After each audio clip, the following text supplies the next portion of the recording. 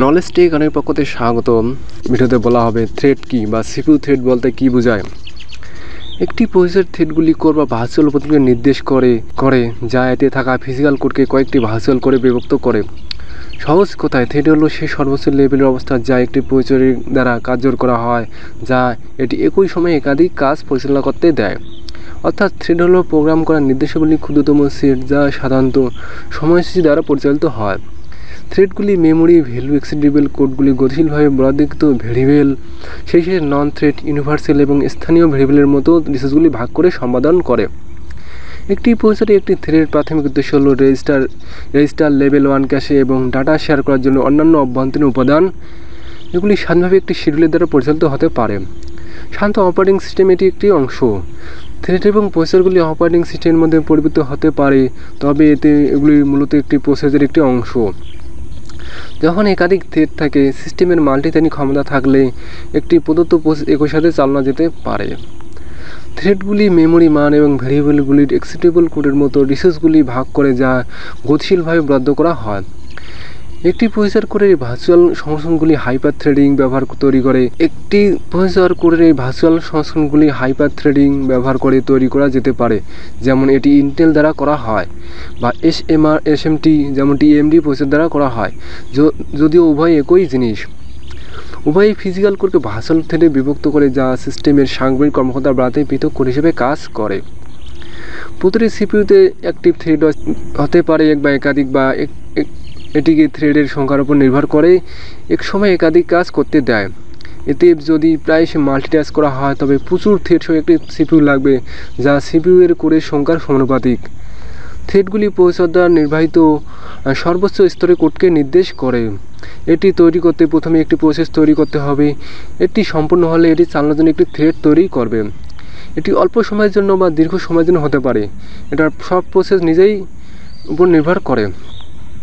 যদিও প্রতিটি প্রসেসের অন্তত একটি থ্রেড থাকবে, আসলে একটি প্রসেস দ্বারা ব্যবহার করা যেতে পারে এমন থ্রেডের সংখ্যার কোনো সীমাবদ্ধতা নেই, তাই যত থ্রেড তত ভালো।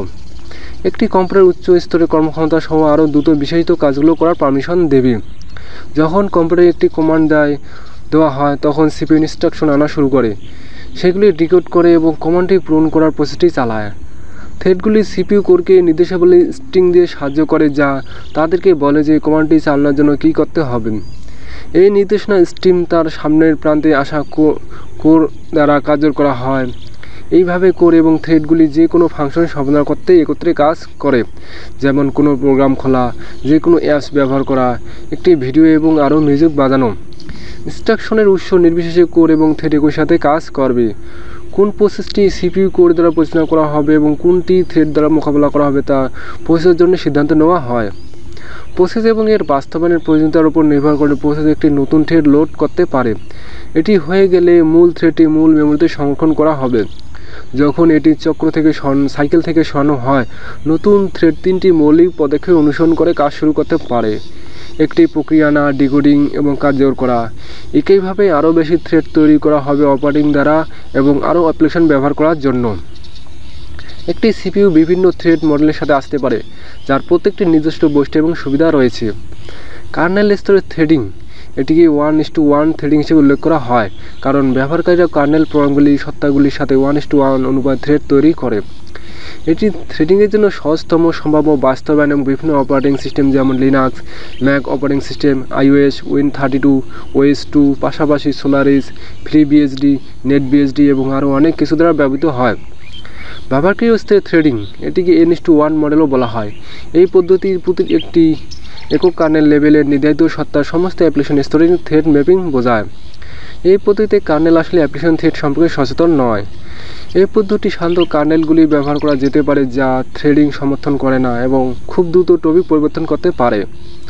এই প্রক্রিয়া একবারে শুধুমাত্র একটি থ্রেড নির্ধারণ করা যেতে পারে। হাইব্রিড থ্রেডিং, M:N মানচিত্রও বলা হয়। এটি কার্নেল লেভেল এবং ব্যবহারকারী লেভেলের থ্রেডিং উভয়ই ব্যবহার করা হয়। এটি একটি জটিল প্রক্রিয়া বা বাস্তবায়নের আগেই কার্নেল এবং ব্যবহারকারীর স্থান কোড পরিবর্তন করতে হবে।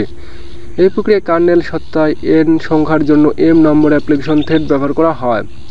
থ্রেডিং লাইব্রেরি উপলব্ধ সত্তা বা ভার্চুয়াল প্রসেসের ওপর ভিত্তি করে ব্যবহারকারীর থ্রেডের সময়সূচি নির্ধারণ করে, যা সিস্টেম কল এড়িয়ে থ্রেডগুলি দ্রুত পরিবর্তন করে। এটি কার্নেল এবং ব্যবহারকারী সময়সূচি ও ঝুঁকি অগ্রাধিকার বিপরীত এবং সাবঅপটিমাল শিডিউলিংয়ের মধ্যে ব্যয়বহুল এবং ব্যাপক সমন্বয় প্রয়োজন। থ্রেডের সংখ্যা সবসময় কোরের সংখ্যা দ্বিগুণ না হতে পারে, যা আজকাল হয়। আগে সিপিইউগুলি একটি ফিজিক্যাল কোর ছিল, তাই এই সময় একক থ্রেড ডাটা প্রক্রিয়া হতে পারে। এর মানে হলো যে সিপিইউ ক্লক স্পিড যত বেশি তত বেশি দ্রুত। পরবর্তীতে এএমডিতে এসএমটি, এইচএসটি এবং ক্লাস্টার মাল্টিথ্রেডিং সিএমটির মতো মাল্টিথ্রেডিং প্রযুক্তির সাথে টপিকগুলি পরিবর্তন হয় এবং একাধিক থ্রেড একই সাথে চালানো হয়। ট্যাস্ক ম্যানেজার একটি অভিন্ন সংখ্যক কোর এবং থ্রেড দেখাতে পারে এবং এর জন্য বেশ কয়েকটি কারণ আছে, যেমন মাল্টিথ্রেডিং ক্ষমতা, বায়োস বা basic input output system setting ইচ্ছাকৃতভাবে নিষ্ক্রিয় করা যেতে পারে এবং অবশ্যই এটি একটি পুরনো পদ্ধতি বা সিপিইউর প্রজন্ম যা একই সাথে থ্রেড চালাতে পারে না। তাছাড়া উচ্চ সংখ্যক প্রসেসর থ্রেড সর্বদা উচ্চ কার্যকারিতা ফলাফল নাও হতে পারে। এটি মূলত ব্যবহার করার জন্য প্রোগ্রামের প্রয়োগের উপর নির্ভর করে। উদাহরণস্বরূপ ল্যাপটপের নোটপ্যাডের কার্যক্ষমতা বৃদ্ধি পাবে না, কারণ এটি মূলত একটি একক থ্রেড প্রোগ্রাম। তাই থ্রেডের সংখ্যা সবসময় কম্পিউটারের কর্মক্ষমতার জন্য নির্ধারণ ফ্যাক্টর না হতে পারে। সুনির্দিষ্টভাবে বলতে গেলে কম্পিউটেশনাল গাণিতিক সমীকরণের ক্ষেত্রে সিপিইউ থ্রেডগুলি কার্যক্ষমতার জন্য একটি নির্দিষ্ট ফ্যাক্টর হবে না, কারণ প্রক্রিয়াগুলি পরস্পর। এর ফলে মাল্টিথ্রেডিং গতি এবং কর্মক্ষমতা কমিয়ে দেবে।